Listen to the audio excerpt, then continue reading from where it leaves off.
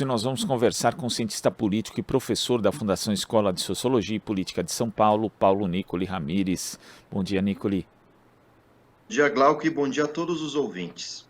Nicoli, a transição do governo de Jair Bolsonaro para o governo do presidente eleito Luiz Inácio Lula da Silva já começou oficialmente na madrugada desta sexta. O ministro da Casa Civil, Ciro Nogueira, nomeou o vice-presidente eleito Geraldo Alckmin para o cargo especial de transição governamental. E já tivemos o primeiro encontro ontem também com representantes de uma equipe e de outra e as primeiras movimentações. Como é que você vê esse início de trabalho da equipe de transição e que tipo de perspectiva a gente pode ter a partir de agora, Nicoli? Bom, eu tenho a impressão de que o governo Bolsonaro foi pressionado pelos seus aliados, principalmente o PL, para seguir a lei, né? Lembrando que no Brasil existe uma lei que garante a possibilidade de transição de um governo a outro, né? Sendo que cada equipe pode ter, do governo anterior e do novo governo, 50 membros. Então, o Ciro Nogueira, da Casa Civil, tem é, promovido, né, e entregado para o Geraldo Alckmin, que é o chefe dessa transição do governo Lula, uma série de documentos dados dos bancos públicos, mas isso é um aspecto, né, dessa transição, porque, de fato, enfim, no que diz respeito a uma logística mais burocrática, né, ou seja, os dados de ministérios, principalmente aqueles que são mais transparentes, isso tem sido passado para o novo governo do Lula.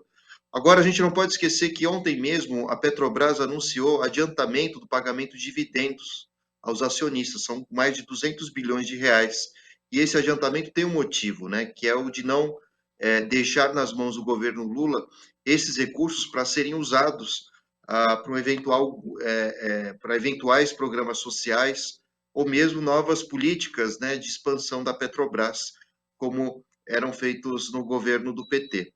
Tem outro ponto também que é importante a respeito ainda do encobrimento de alguns dados, sobretudo sobre orçamento secreto, né? Já há uma tendência do governo Lula mudar as regras, pelo menos dessas emendas dos relatores, que haja mais transparência, uma vez que essa lei está aprovada desde o governo Bolsonaro, né? Então, e há problemas ainda em relação a sigilos secretos, que são elementos que só serão descobertos de fato quando o Lula assumir a presidência. Então, tenho a impressão de que essas atitudes mais benevolentes dos bolsonaristas, do governo Bolsonaro, deve ter por trás, claro, uma tentativa de amenizar as possíveis críticas e denúncias, né, e abertura de caixas pretas, né, dos ministérios, quando o ministério do governo Lula assumiu o poder. Então, temos que aguardar as cenas dos próximos capítulos, mesmo porque está prevista, ou estava prevista, para logo após as eleições, a abertura da CPI do orçamento secreto. Por enquanto, quase nada se falou disso, mas a sociedade ela precisa ter contas prestadas, né, sobre os gastos dos deputados, principalmente aqueles ligados ao bolsonarismo. Agora, Nicoli, outra negociação que já começa a movimentar o Congresso Nacional é uma PEC para manter principalmente os R$ 600 do Auxílio Brasil. Isso é bastante curioso, para dizer o mínimo, porque Bolsonaro prometia manter o Auxílio Brasil nesse valor, só que na lei de diretrizes orçamentárias que ele encaminhou ali na proposta, né, de LDO que ele encaminhou ao Congresso Nacional, não havia essa previsão e agora, fazendo as contas, está evidente que ele não tinha previsão para manter isso, né? Como é que você vê essa necessidade de ter que se negociar uma PEC para poder manter o Auxílio Brasil de R$ 600, Nicoli? Bom, trata-se de uma necessidade política e econômica de toda a sociedade, né? Principalmente entre os mais pobres. O Bolsonaro certamente ia fazer algum rebolado fiscal, literalmente, para manter esse programa, caso mantivesse mesmo, mas a ideia, né, da equipe do Lula de transição é fazer que, para as leis diretrizes orçamentárias do ano que vem, haja um desvinculamento do Bolsa Família, Auxílio Brasil, do teto de gastos, né? Exatamente para que o governo tenha recursos manejáveis para garantir o mínimo do mínimo para que a população se alimente e pague também suas contas mais básicas e elementares. Caso contrário, nós entraríamos num profundo abismo social, né? Com essa falta de recursos, milhares de brasileiros não teriam condições de se alimentar direito, ou sequer de ter um mínimo de dignidade, né? Então, a primeira grande negociação do governo Lula foi garantir um mínimo, né, necessário para que as famílias possam sobreviver.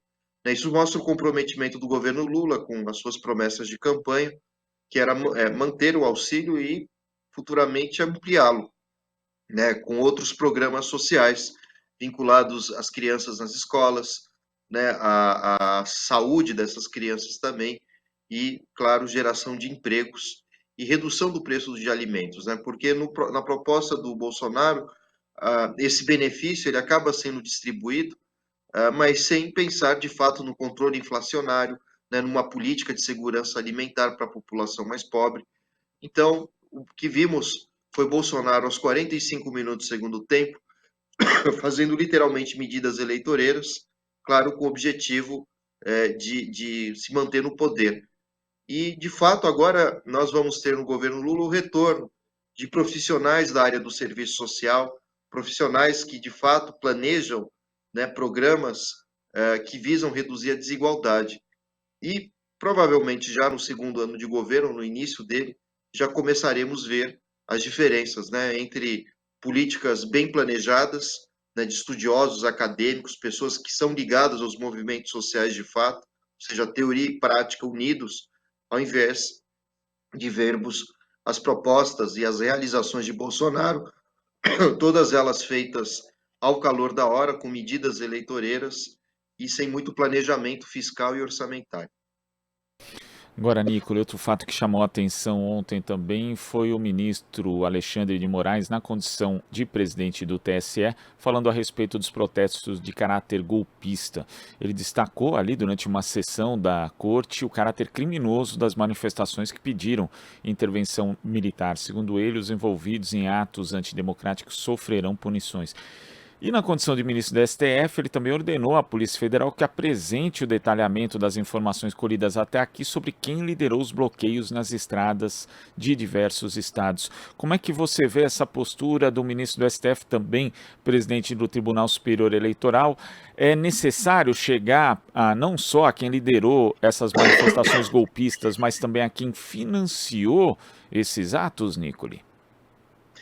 Sim, sem dúvida, né? Não apenas o Alexandre de Moraes, mas me parece que o grande consenso que existe enfim, quem detém bom senso nessa sociedade brasileira é a legitimidade do processo eleitoral brasileiro que garantiu a vitória ao Lula.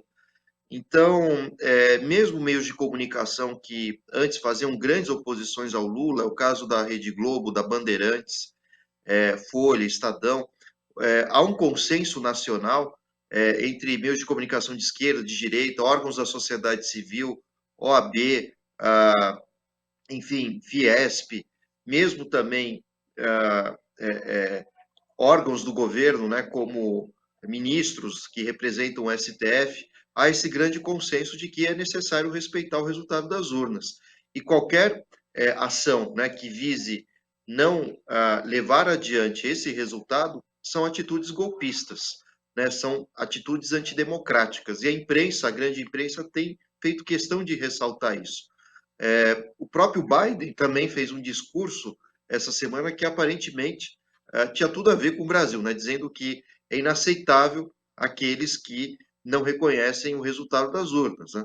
Faz parte da transição democrática, alternância de poder, é necessário respeitar a vontade da maioria, e diante disso, o Alexandre de Moraes se viu motivado de começar uma verdadeira caça jurídica, claro, a todos aqueles que organizaram esses movimentos. Primeiro, por fechar em vias públicas, né, retirando o direito de ir e vir de outros cidadãos. Segundo, por desejarem uma ruptura constitucional, né, ou seja, uma ditadura angariada por militares.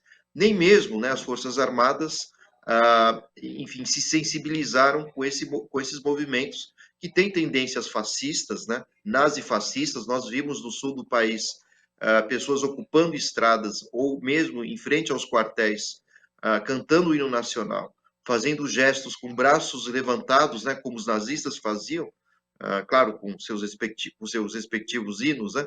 Mas o fato é que tudo isso vai levando à ideia de que uma parte considerável da sociedade, claro, nem todos os bolsonaristas defendem esse tipo de postura, nem todos que votaram em Bolsonaro também são bolsonaristas, mas existem algumas bolhas organizadas pela internet, influenciadas, né, por grupos de extrema direita, que querem essa intervenção militar, rompendo com a democracia brasileira. E o que é curioso é que nem mesmo Bolsonaro também se mostra muito motivado a esse tipo de atitude. Ele está sendo convencido de que, sobretudo pelo PL, né, de que não vale a pena uma via golpista. Já foi oferecido a ele um cargo de liderança dentro do partido, uma mansão dentro de Brasília, para que o próprio PL e o próprio Bolsonaro não percam esse capital político, que não é de se jogar fora, são mais de 57 milhões de votos. Então, Bolsonaro nem mesmo tem apoiado esses movimentos, ao contrário, pelo menos da boca para fora, né? O Bolsonaro, na terça-feira, fez um discurso via internet, né, dizendo para que os manifestantes se retirassem das estradas, e parece também não apoiar um golpe como antes apoiava durante seu mandato. Tudo isso porque o Bolsonaro sabe qual é o peso disso, já foi alertado. De qualquer outra atitude golpista, poderá render processos, né, de criminalização do seu movimento político, o próprio bolsonarismo. Há também uma série de desvantagens ao Bolsonaro quando sair do poder, que a gente já citou aqui, a questão da abertura dos sigilos secretos, investigações mais acirradas sobre orçamento secreto, investigações sobre a compra de apartamentos com dinheiro vivo, foram mais de 50 pela sua família. Há também casos envolvendo o Queiroz, investigações sobre o caso Marielle, que mais de 4 anos estão literalmente paradas, né?